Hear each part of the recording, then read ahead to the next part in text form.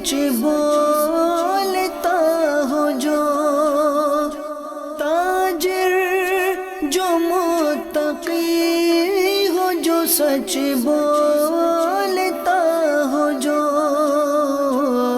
एहसान करे लोगों पे मुझे ऐसा बना दे, एहसान करे लोगों पे मुझे ऐसा बना दे। अल्हम्दुलिल्लाहि रब्बिल आलमीन वस्सलातु वस्सलामु अला सय्यिदिल अंबिया'i वल मुरसलीन, अम्मा बाद फ़अऊज़ु बिल्लाहि मिनश शैतानिर रजीम, बिस्मिल्लाहिर रहमानिर रहीम। अस्सलातु वस्सलामु अलैका या रसूलल्लाह व अला आलिका व अस्हाबिका या हबीबल्लाह, अस्सलातु वस्सलामु अलैका या नबिय्यल्लाह व अला आलिका व अस्हाबिका या नूरल्लाह।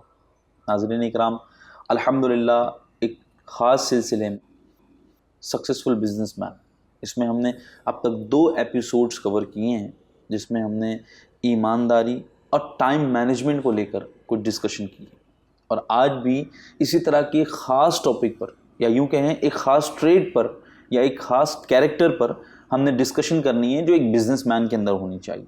बिज़नेसमैन को जहाँ ईमानदार होना चाहिए, टाइम मैनेज करने की सलाहियत उसके अंदर होनी चाहिए, वहीं आज का जो टॉपिक है उस सलाहियत का भी वो मालिक होना चाहिए, क्योंकि एक बिज़नेसमैन ये मल्टी टैलेंटेड होता है, क्योंकि उसके अंदर मुख्तलिफ़ तरीके की चीज़ें मौजूद होती हैं, इसीलिए उसको बिज़नेसमैन कहा जाता है।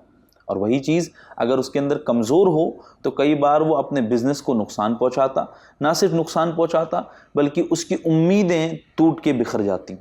आज के इस सिलसिले में हम एक बिज़नेसमैन के अंदर पब्लिक रिलेशन को लेकर किस कदर एक सलाहियत और मज़ीद बढ़ती चली जानी चाहिए, इसके हवाले से हमने डिस्कशन करनी है।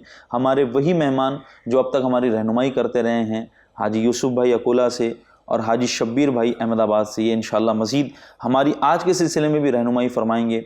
फिर से मैं आपको बताता चलूँ, अगर जो हमारे साथ पहली बार आज जुड़ रहे हैं, कि यूसुफ भाई ख़ुद एक बिज़नेसमैन हैं और बड़े लेवल के बिज़नेसमैन हैं, और शब्बीर भाई का घराना तो बिज़नेसमैन का ही घराना कहा जाएगा, और उसके साथ साथ माशाल्लाह ये नेकी की दावत बिज़नेसमैन में स्पेसिफ़िकली देते हैं। दावत इस्लामी इंडिया का एक डिपार्टमेंट है मजलिस ताजिरान, जिसमें वो ताजिर इस्लामी भाइयों को जो तिजारत करते हैं, जो ट्रेड करते हैं, जो बिज़नेस करते हैं, उनमें नेकी की दावत देने का काम ये लेकर चल रहे हैं। अल्लाह पाक हम तमाम को नेक ज़िंदगी अता फरमाए। कैसे हैं आप लोग? खैरियत से हैं? ठीक हैं? अच्छे हैं माशाल्लाह? अब तक अल्हम्दुलिल्लाह, अब तक आपने हमारी बड़ी रहनुमाई फरमाई है और आगे भी ये सिलसिला चलता रहेगा इंशाअल्लाह। रहनुमाइयों के और तजर्बात के ज़रिए लोगों की जो है वो बहुत सारी प्रॉब्लम्स इन मानों कर दूर होगी। कई ऐसे होते हैं नए नए हैं मार्केट के अंदर, बिज़नेस करना चाहते हैं और कई बार कंफ्यूज होते हैं कि मैं कौन सी वो सलाहियतें हैं जिनको हम अपने अंदर रखूं, जिसके बिना पर मैं अपने बिज़नेस को एक सक्सेसफुल बिज़नेस में कन्वर्ट कर लूँ।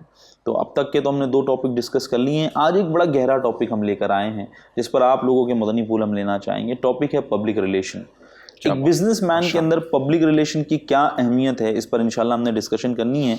लेकिन दुरूद पाक की एक फ़जीलत में पहले बयान कर दूं।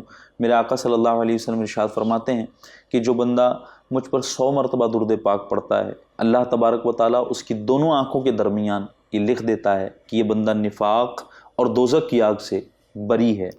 सल्लू अलल हबीब सल्लल्लाहु तआला अला मुहम्मद सल्लल्लाहु तआला अलैहि व आलिहि व बारक वसल्लम। नाज़रीन इकराम, साथ ही साथ एक दावत भी कबूल करते चलें कि नेकी की दावत का एक बेहतरीन ज़रिया लोगों को इस तरह की क्लिपें शेयर करना भी है।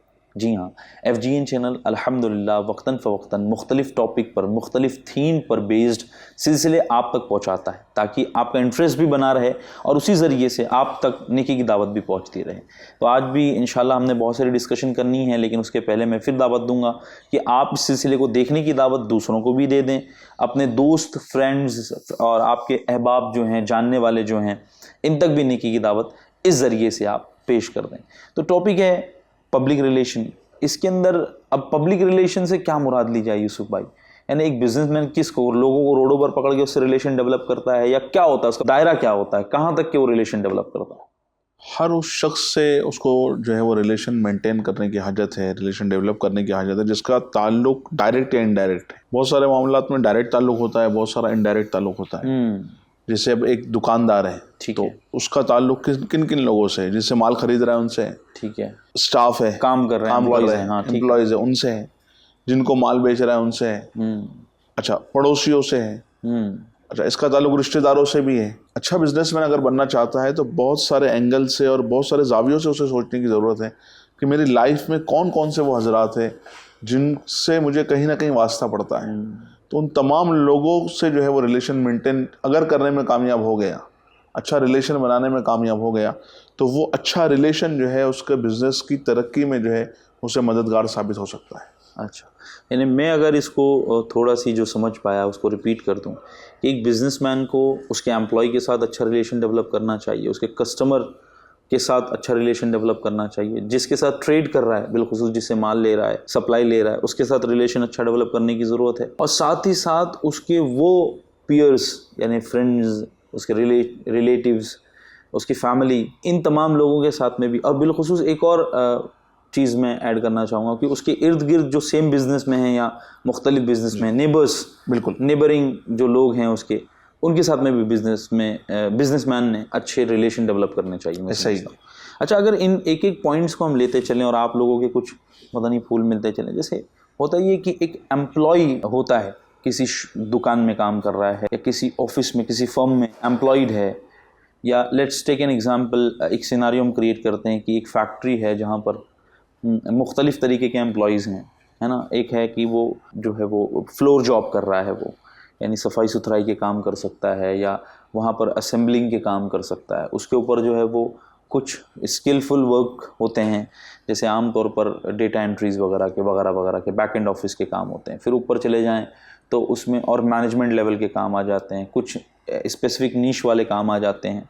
उसके ऊपर चले जाएं तो फिर जो है वो और अपर मैनेजमेंट लेवल पे काम आते हैं। फिर ज़ाहिर है ओनरशिप की तरफ आती है, तो ओनर तो मालिक है, लेकिन ये पूरी लेयर जो उसके लिए काम कर रही है ये तमाम उसके एम्प्लॉयज़ हैं। बिल्कुल तो एक ओनर को यानी इन तमाम लोगों के अगर हम सेक्शंस देखें तो प्रायोरिटी किसको देनी चाहिए? अब ये है ना कि हर शख्स की एक वैल्यू है, हर शख्स की। हाँ, फ्लोर जॉब वाली की आप ये बोलोगे कि यार वो तो फ्लोर जॉब करता है या वो सिक्योरिटी गार्ड है या वो जो है वो लेबर है या डाटा एंट्री वाला आदमी है, यानी हर शख्स की एक वैल्यू है। जिस तरह एक बॉडी है ना जिसमें, तो ये उंगली है, इसकी भी एक वैल्यू है। अच्छा, अब इसमें जो नाखून है उसकी भी वैल्यू, उसकी भी अपनी वैल्यू है। तो इसी तरह बिजनेस में जो है ना, अगर बंदा समझे कि यार उसकी कोई वैल्यू नहीं है या किसी एक को जो है ना वो डिग्रेड कर दे, उसको खाते में ना लाए, तो जाहिर सी बात है कि ये अच्छी बात नहीं है और कहीं ना कहीं आपके बिजनेस की तरक्की में रुकावट का ये सबब बनेगा, जो आपको बज़ाहिर नहीं नजर आ रहा होगा। सही है, कई बार नजर नहीं आता, लगता है कि कोई प्रॉब्लम नहीं है, नॉट अ बिग डील जी। तो प्रायोरिटी जैसे आपने फरमाया, तो मैं कहूँ कि सबका एक अपना लेवल है और सबकी एक अपनी वैल्यू है और हर एक को उसके मकाम और मर्तबे के मुताबिक ट्रीट करना, ये एक अच्छे ओनर की जो वो जिम्मेदारी है। लेकिन आमतौर पर होता ही है शब्बीर भाई के मैंने तजर्बा जो है जिसकी दीनी सोच नहीं होती, तो यूँ होता है कि जो है ना वो जो फ्लोर जॉब वाला होता है उसको डांटने में भी आदमी एक बार झिझक महसूस नहीं करता है, उठा पटक कर देता है, क्या कर रहा है, ये सफाई कर दिया होता तूने, ये कोना साफ़ नहीं किया। ठीक है, काम बताने का एक तरीका क्या होना चाहिए। फ्लोर जॉब कर रहा है वो तो ठीक है ना, उसका काम ही इस तरह का, उसको डांट दिया तो क्या प्रॉब्लम है, तो ओनर। बाज़ों के जहन में ये बैठा होता है कि जो काम करने वाले हैं ना, ये शराफत से काम नहीं करते, इनके साथ सख्ती से करना पड़ता है। शक होता है, शक भी होता है, रिस्पेक्ट के साथ, रिस्पॉन्स के साथ ये काम नहीं कर सकते, इनको थोड़ी थर्ड डिग्री वाली गुफ्तगू करनी पड़ती है, तब जाकर ये काम तरकीब बनानी पड़ेगी। तो ये मिजाज, ये सोच जो है ना, ये रॉन्ग है। हमारे प्यारे आका अलैहिस्सलातु वस्सलाम का माशाल्लाह मिजाज, आपका अखलाक अल्लाह कितना प्यारा था। अल्लाह आपकी सोबत में, प्यारे आका अलैहिस्सलातु वस्सलाम की सोबत में जो सहाबाए किराम रहे, इसमें से एक सहाबी हज़रत अनस बिन मालिक रज़ी अल्लाह ताला, आप फरमाते कि मैं 10 साल प्यारे आका अलैहिस्सलातु वस्सलाम की खिदमत में रहा। प्यारे आका करीम सल्लल्लाहु अलैहि वसल्लम ने कभी मुझे ये ना फरमाया कि ये काम क्यों किया और ये काम क्यों ना किया। कितनी प्यारी बात है, कितना प्यारा वस्फ है।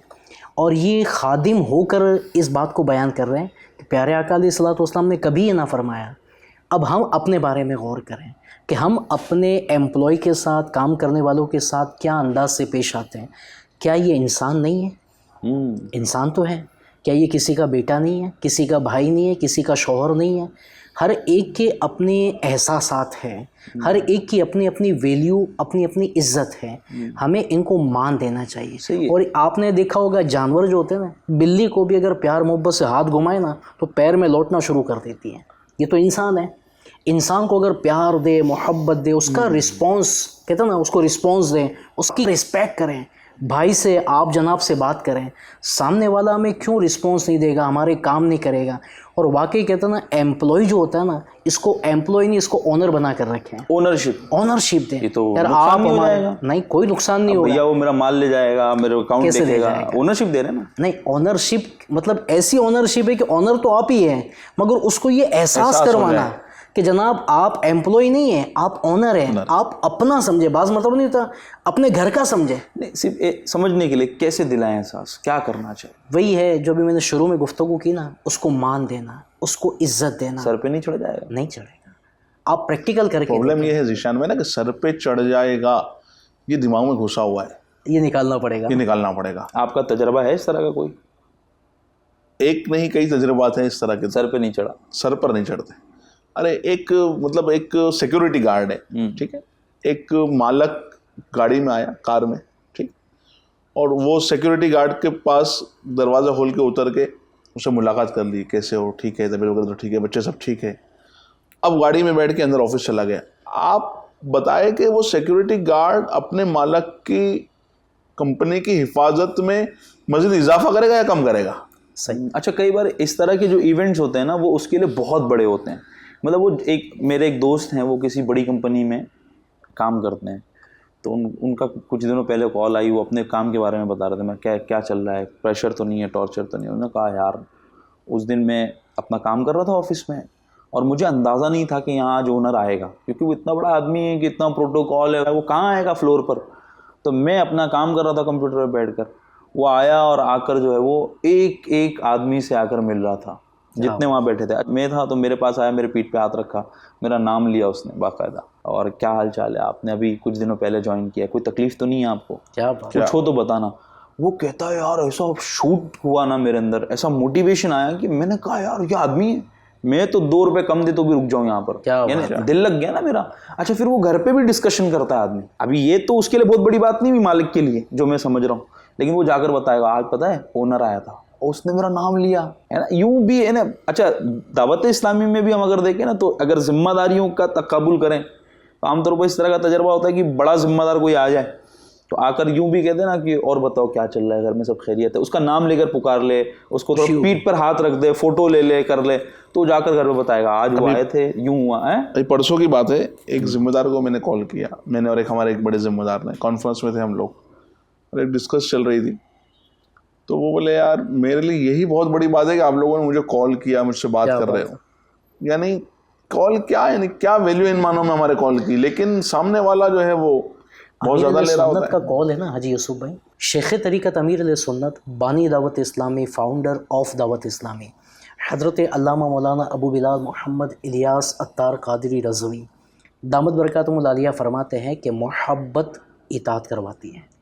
दिल में मोहब्बत हो ना, अब आपको क्या करवाना है। आप अगर एम्प्लॉय को बोलेंगे ना रात को 12 बजे तक रुकना है, वो कहेगा लब्बैक। आप कहेंगे ना संडे को काम में आना है, लब्बैक। फुला काम करना है, लब्बैक। कहते ना जब मोहब्बत पैदा होगी ना, फिर ना वो घड़ी देखेगा ना घर देखेगा, आपका काम देखेगा और आपका काम पूरा करके देगा। और जब वो काम दिल से करता है ना, फिर आपके काम में तरक्की होनी है। वो आपके बिजनेस को अपना बिजनेस समझेगा, आपके काम को अपना काम समझेगा, आपकी कंपनी को अपना वक्त नहीं गुजार रहा होगा। हाँ, कि भाई वक्त खत्म हो जाए और मैंने जाना है, वो हाँ, काम पर उसका फोकस होगा, वो टाइम पर फोकस नहीं होगा उसका। इस तरह का एक एक्सपीरियंस मेरे सामने आया जो मैं आप लोगों के सामने शेयर करता हूँ। एक हमारे दोस्त हैं, वो एक छोटी सी फैक्ट्री चलाते हैं गारमेंट मैन्युफैक्चरिंग की।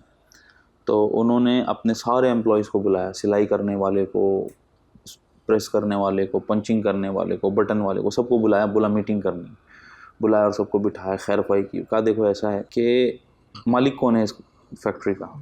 आप इसमें तो कोई नहीं, कहा मैं मालिक नहीं हूँ, हम सब मालिक हैं। आपको आपका हिस्सा मिलता है, सैलरी नहीं मिलती। क्या क्या बात, बात है। क्या बात। हर महीने आपको मैं आपका हिस्सा देता हूँ, आप मालिक हो इसके। वो बात अलग है कि मैंने ज़्यादा पैसे लगाए हैं इसलिए मैं अपना हिस्सा ज़्यादा लेता हूँ, लेकिन हक आप सबका है, तो आप मालिक हैं। अच्छा, उसका ये तजर्बा है कि जब मैंने इस तरह की बातें करना शुरू करी ना, तो अब उन लोगों के अखलाक में मैं तब्दीली देखता हूँ, कंपनी को लेकर ओनरशिप में तब्दीली देखता हूँ।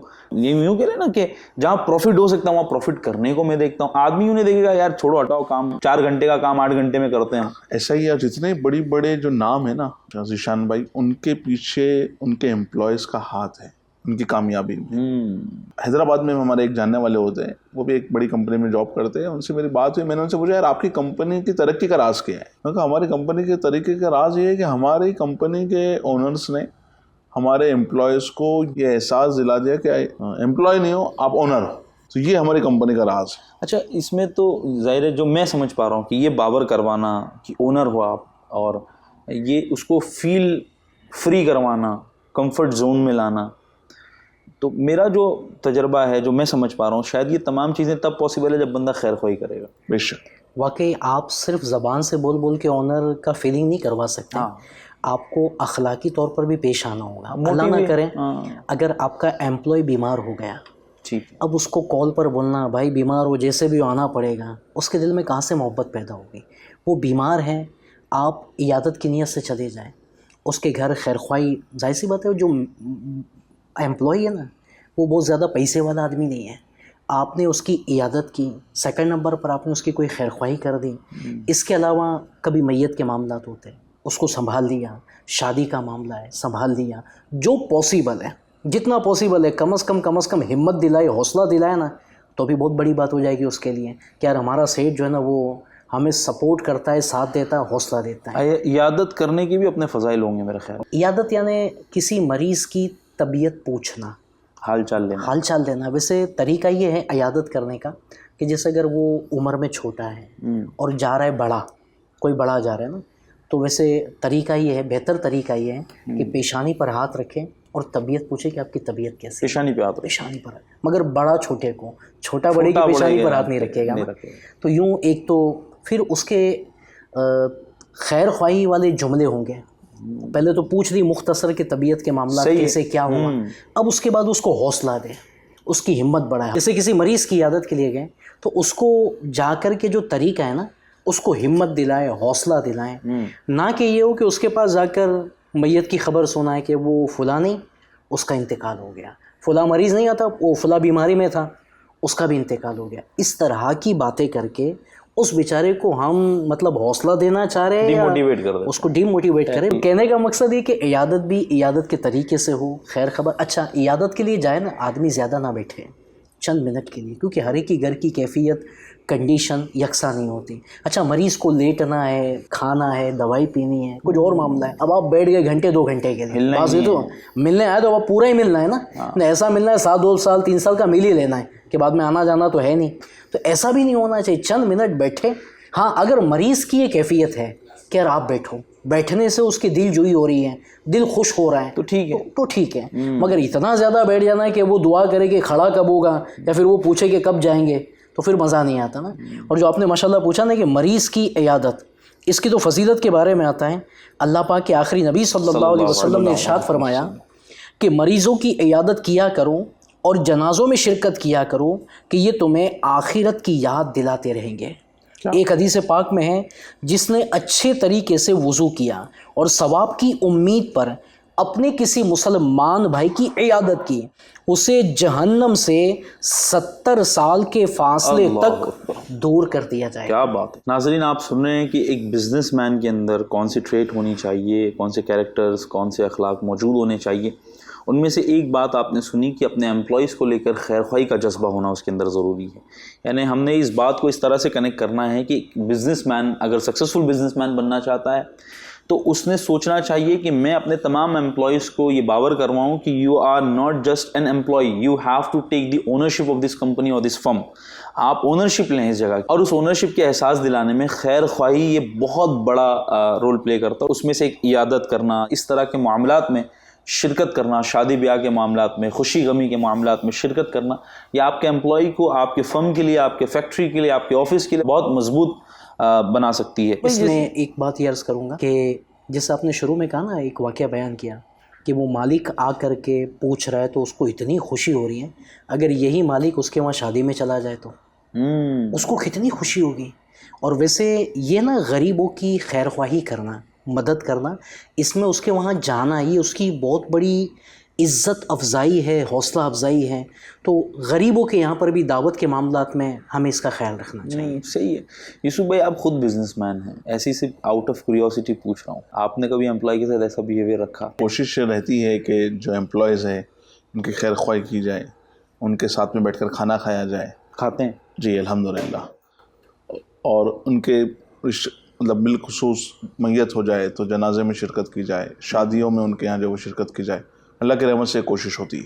कोशिश रहती है। कुछ इस हवाले से कुछ आपके भी ग्लिम्सेस मिल जाए हमें कि एक एम्प्लॉई के साथ में हमारा बिहेवियर किस तरह का हो? मेरे ख्याल से बहुत सारी बातें तो शब्बीर भाई ने जो है वो कवर कर ली लगभग। बस यही है कि एम्प्लॉय के साथ हमारे अखलाक अच्छे हो जाए और हम उसको एम्प्लॉय ना जाने, हम उसको अपनी एक कंपनी का एक हिस्सा जाने। सही। अच्छा, एक तो ये हो गया कि भैया एम्प्लॉय वाली बात हो गई भाई साहब। एक तो एम्प्लॉय एक फैक्टर है, अभी डिस्कशन करने जाएंगे तो शायद और कुछ देर निकल जाए, लेकिन ज़ाहिर है अपनी लिमिटेशन है सिलसिले की।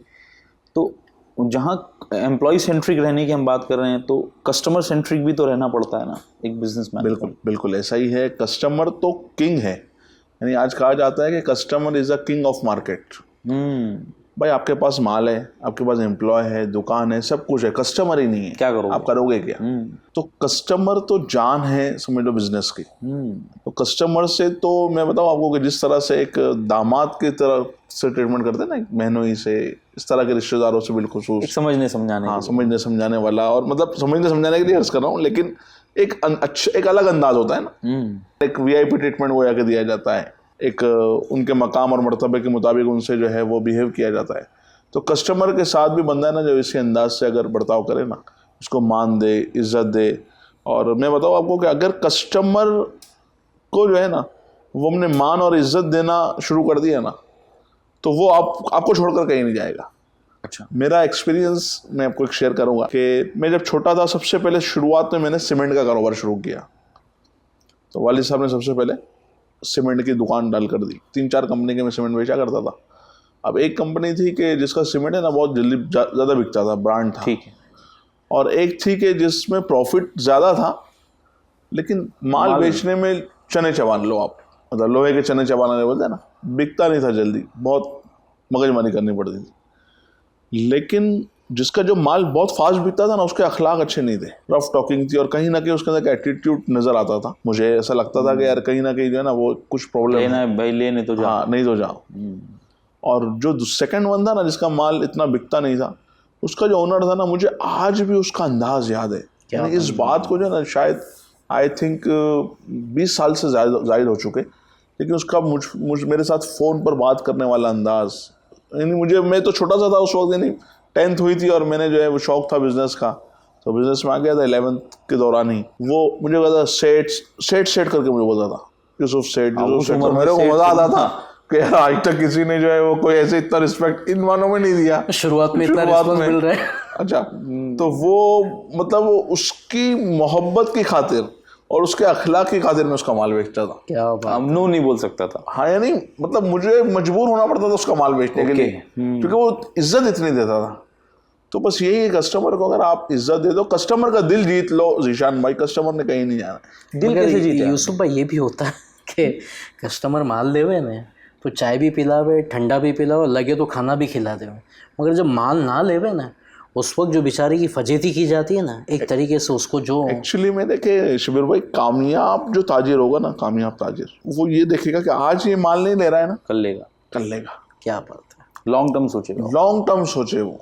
तो अगर उसने अखलाक इतने अच्छे पेश कर दिए ना, बाज़ औक़ात होता क्या कि किसी होटल में गए, टेस्ट अच्छा नहीं था खाने का, तो बंदा सोचता है कि यार इस होटल में टेस्ट अच्छा नहीं है, जाता नहीं है रिपीट। अब वहाँ का कुक भी चेंज हो गया, सब कुछ चेंज हो गया, जायका भी अच्छा हो गया, लेकिन माइंड क्या सेट हो गया नहीं है कि टेस्ट अच्छा नहीं है। लेकिन अगर उस होटल वाले का, ओनर का अंदाज अच्छा हो, अखलाक अच्छे हो, तो बंदा कहीं ना कहीं सोचेगा कि यार चलो एक मरतबा फिर ट्राई कर लेते हैं। जैसे एक तो ये है कि ठीक है, एक हमें कस्टमर को मान सम्मान देना चाहिए और कस्टमर का भरोसा जीतना चाहिए, जो मैं आपकी गुफ्तगू से बिल्कुल ऐसे ही। तो ये जो भरोसा जीतने वाली बात है, प्रोडक्ट पे भी तो बहुत कुछ निर्भर करता है। सिर्फ मान सम्मान देने से ही काम नहीं चलेगा। हाँ। आपने कितना भी मान सम्मान दे दिया और वो आइटम ही जो है वो आपने सही नहीं दिया उसको, या वक्त पर नहीं दिया आपने, आपकी जो है वो टाइम पर जो है वो क्वालिटी डिलीवरी नहीं दी, क्वालिटी नहीं दी, तो भी वो मान सम्मान साइड रह जाएगा सारा। बोले खाली मीठी मीठी बातें करता है, सब मिलकर एक स्ट्रक्चर बनाएंगे। हाँ, मान सम्मान, अच्छी क्वालिटी, बिल्कुल timely delivery, timely payment, timely relation development, बिल्कुल ये सारे फैक्टर्स मिलकर एक मेरा ख्याल है जिस्म की जैसे ना, हाथ है तो कोई आइटम उसकी पैर है, तो कोई उसकी आंख है, तो कोई सर है। हाँ, लेकिन क्वालिटी की अगर हम बात करें ना रिशान भाई, आज जितने भी ब्रांड चल रहे हैं लोग पैसे दे रहे हैं। एक आइटम है कि जो 1000 रुपये में मिलता है, वो आइटम अगर किसी ब्रांड का है तो उसके लिए लोग 4000 रुपये भी दे रहे हैं। क्या लोग क्यों दे रहे हैं? क्या कहीं ना कहीं उसकी क्वालिटी है, इसको तो मानना ही पड़ेगा। तभी तो उसका ब्रांड चल रहा है, तभी तो नाम चल रहा है, क्योंकि वो उसने क्वालिटी से कभी कॉम्प्रोमाइज़ नहीं किया। सही। यानी कई बार ऐसा होता होगा कि ना बहुत अच्छा बिजनेस कर रहा था, लेकिन आपने एक बार गड़बड़ कर दी उसके साथ, तो बिजनेस टूट जाता है। अच्छा, एक और बात होती जो मैंने बुजुर्गों के वाक़यात हमने पिछले सिलसिलों में भी लिए, जैसे एक बुजुर्ग रहमतुल्लाहि ताला अलैह का वाक़या बयान किया गया, इमाम आज़म का बयान किया गया कि आपने वो एक डिफेक्टेड जो था उसके हवाले से जो आपने बयान किया कि उस पर बता के बेचना। अच्छा, भरोसा आ गया ना, भरोसा यहाँ गलत हो ही नहीं सकता, चिटिंग यहाँ नहीं हो सकती। यानी अगर कस्टमर हमेशा यूज टू है आपसे माल लेने का, और एक बार आपने डिफॉल्टर दे दिया बिना बताए, तो शायद भरोसा खत्म हो जाएगा।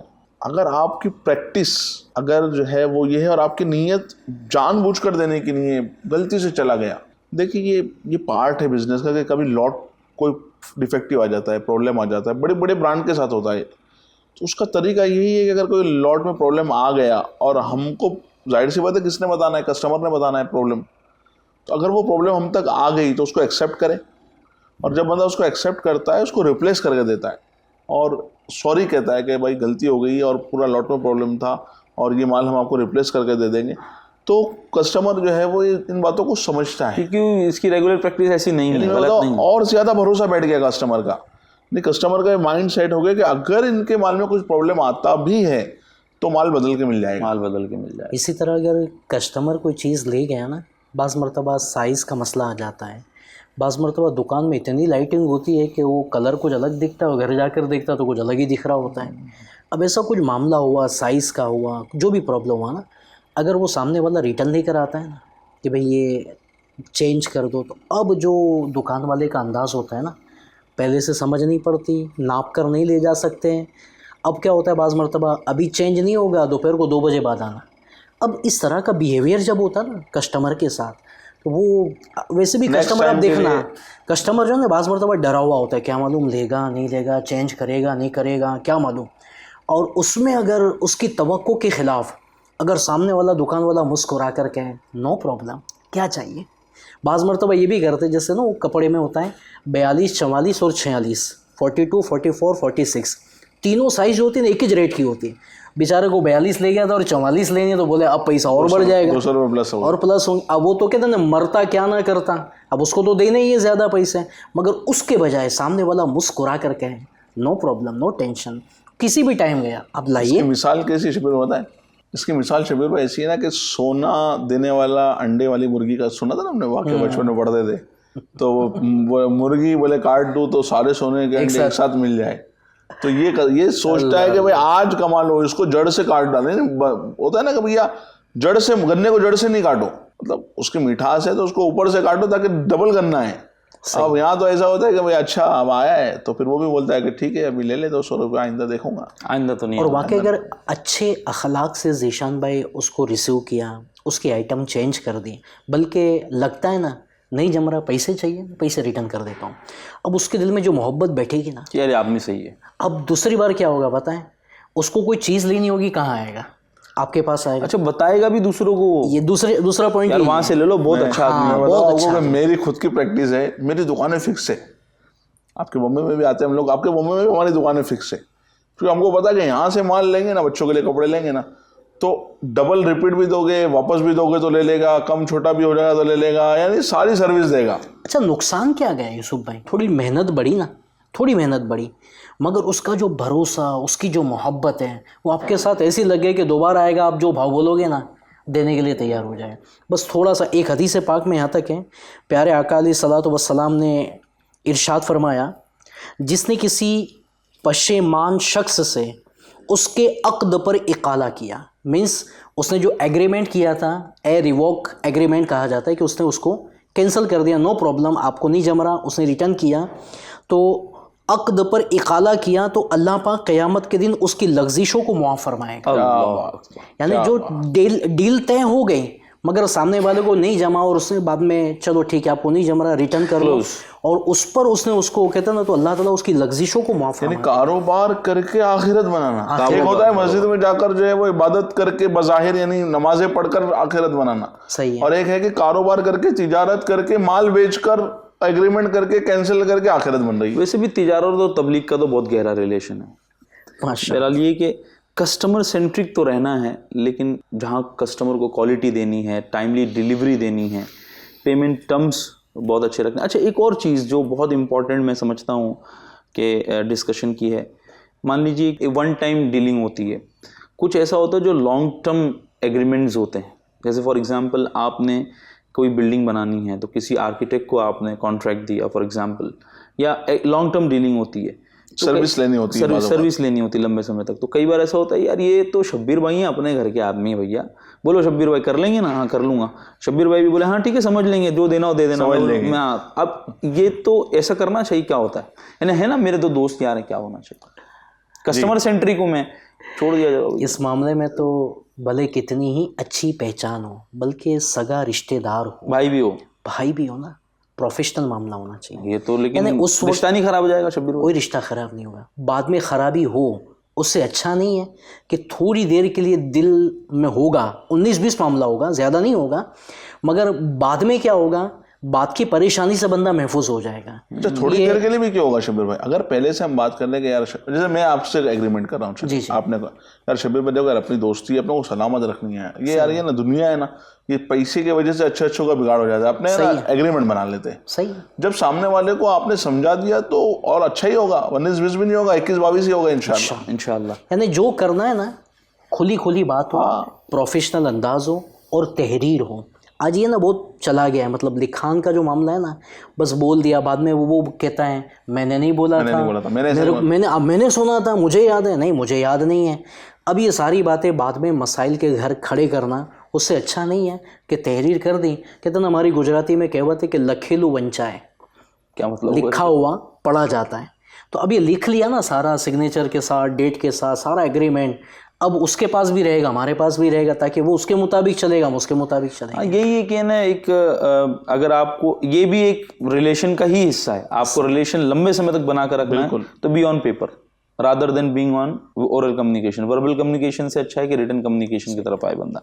अच्छा, एक चीज़ तो ये है कि चले एम्प्लॉय है, कस्टमर है, उसके साथ में आपने, अच्छा कई बार क्या होता है कि गरीब कस्टमर आता है, अब माल नहीं क्या करे, कम धंधा तो करना है ना, मतलब कम रेट पे कैसे बेच देवे आदमी, और आप बोले रिलेशन करो, खैर ख्वाही करो, ऐसा करो, क्या गरीब आता है, रिश्तेदार आता है, क्या करना चाहिए फिर? खैर ख्वाही करनी चाहिए।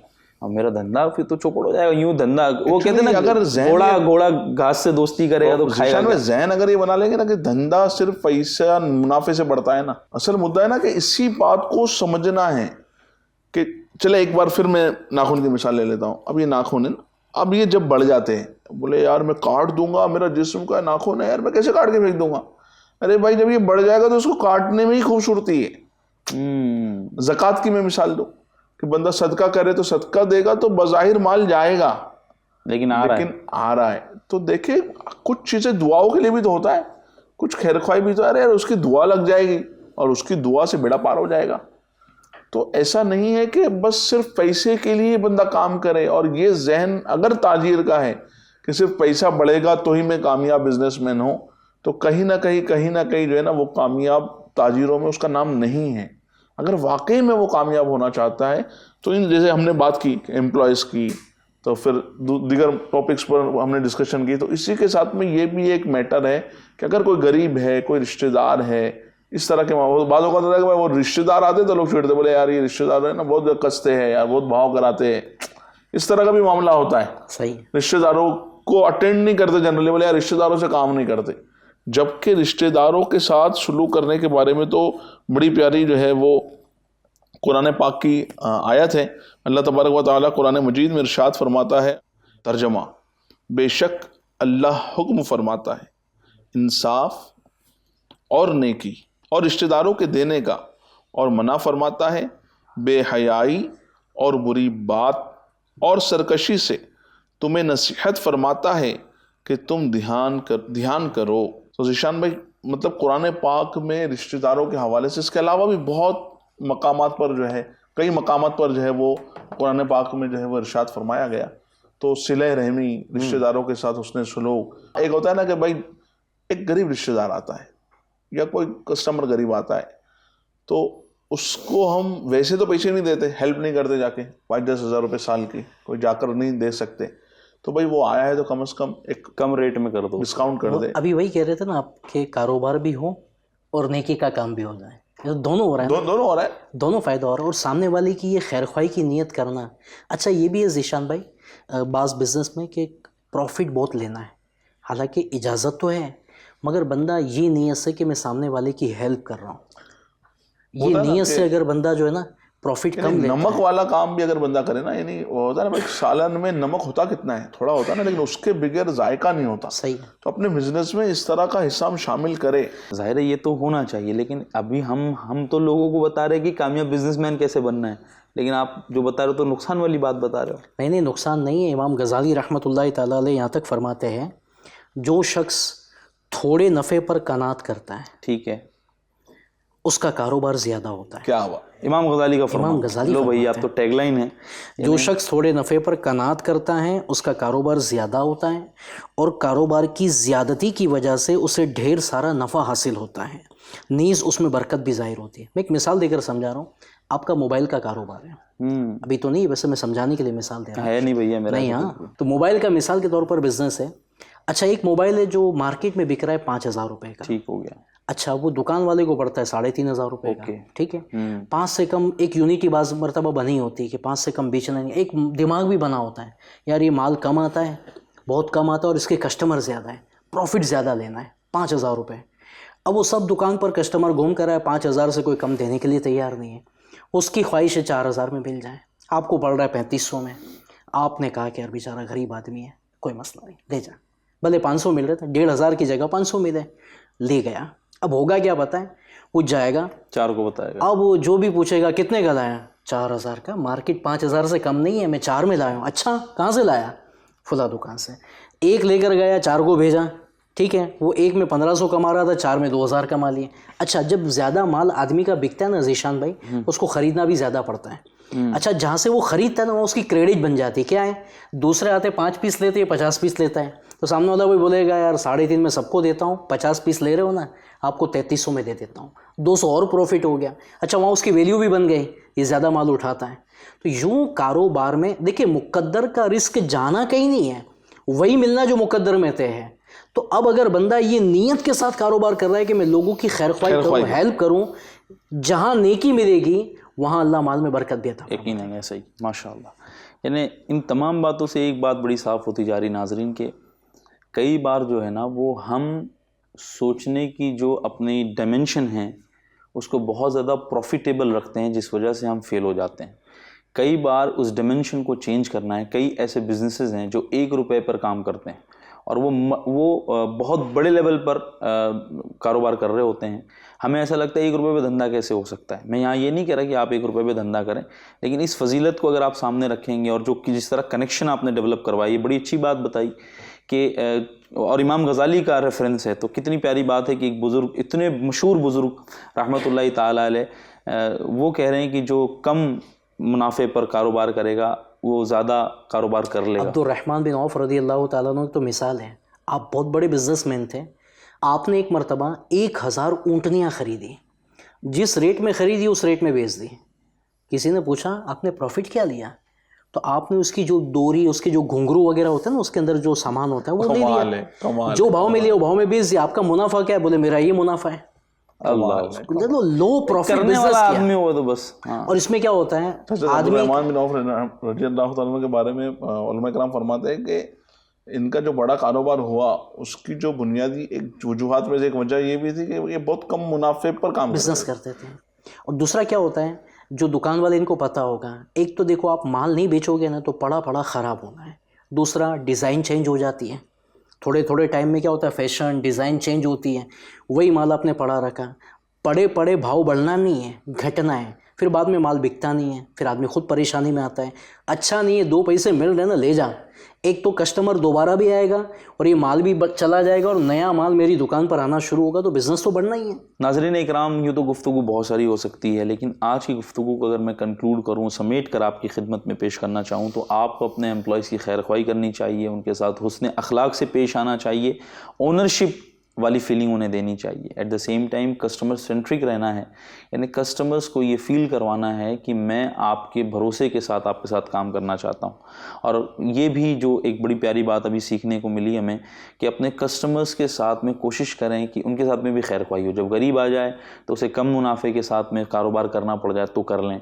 अगर ऐसा लगता है कि कोई रिश्तेदार है, अब उसको टेढ़ी नज़र से देखना, तेज कहाँ आ गया, नफ़ा कम देगा, इससे भी बचते हुए आप फजीलतों पर ध्यान रखें तो इंशाअल्लाह। अच्छा, इन फजीलतों के साथ आप देखें जहाँ इमाम गज़ाली रहमतुल्लाहि तआला अलैह ने इस कनात के हवाले से, यानी कि कम मुनाफे पे कनात का ज़हन दिया, साथ में ये भी इरशाद फरमाया कि उसके कारोबार में बरकत होगी, तो यकीनन इन बुज़ुर्गों के कौल पर अल्लाह तबारक व तआला हमारी मदद फरमाएगा और इनके सदक़े में हमारे कारोबार चलते चले जाएंगे। तो अगर आपको बेस्ट कारोबार करना है तो लोगों को बेस्ट कारोबार दीजिए। चूँकि अब सिलसिला ख़त्म हो रहा है, मैं चाहता हूँ कि एक मैसेज जो है ना वो नाजरीन तक ये पहुँच जाए कि 4-5 चीज़ें जो है ना एक बिजनेसमैन में अगर हो ना तो उसका कस्टमर कहीं नहीं जाना है। सही है, उसके अखलाक अच्छे हो, ठीक है, नीयत अच्छी हो, नीयत अच्छी हो, उसका व्यवहार अच्छा हो, सामने माल दे तो क्वालिटी वाला दे, पेमेंट की गुंजाइश कर सकता है, थोड़ा बहुत एडजस्ट कर सकता है तो एडजस्ट करे, अंदाज अच्छा हो, नीयत अच्छी हो, ये 4-5-7 चीज़ें को कवर कर लेना अगर, तो कस्टमर ने कहीं नहीं जाना इंशाअल्लाह। अल्लाह ने अपने एम्प्लॉय को भी संभाल लें, कस्टमर को भी संभाल लें, जिससे माल ख़रीद रहे हैं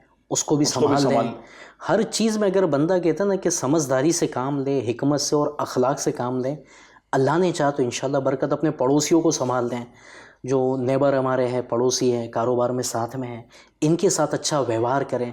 बाज़ मरतबा छोटी छोटी बातों पर लड़ाइयाँ करते हैं, गाड़ी पार्किंग कर दी तो उस पर लड़ाई, इधर उधर का कोई मसला हो गया, ना करें ऐसा, अच्छे अखलाक से। यानी मार्केट में हमारी वैल्यू ऐसी होना, यार ये बहुत अच्छा आदमी है, बहुत नेक आदमी है। जाहिर है कि एक व्यवहार, अखलाक, और ये सारे अखलाक सरकार सल्लल्लाहु अलैहि वसल्लम की तालीमात से ही हमें मिल सकते हैं।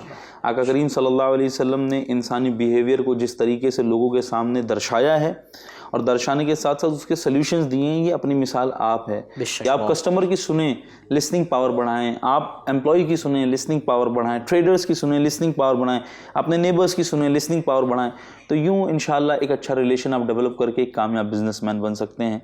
नाजरीन, जाहिर है कि हर वो चीज़ यहाँ बयान नहीं हो सकती है, यहाँ पर आपको एक ब्रॉडर व्यू, एक आइडिया दिया जाता है कि this is how you need to tackle problems, this is how you need to step towards progress.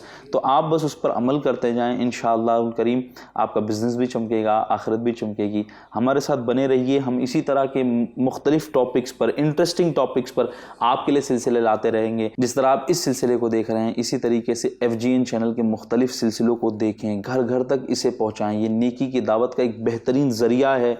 FGN channel देखते और दिखाते रहिए। मिलते हैं अगले एपिसोड में हमारे इन्हीं मेहमानों के साथ इंशाअल्लाह अज़्ज़ा व जल। सल्लु अलल हबीब सल्लल्लाहु तआला अला मुहम्मद। ताजिर जो मुत्तकी हो, जो सच बोलता हो, जो ताजिर जो मुत्तकी हो, जो सच बोलता हो, जो एहसान करे लोगों पे मुझे ऐसा बना दे, एहसान कर लोगों पे मुझे ऐसा बना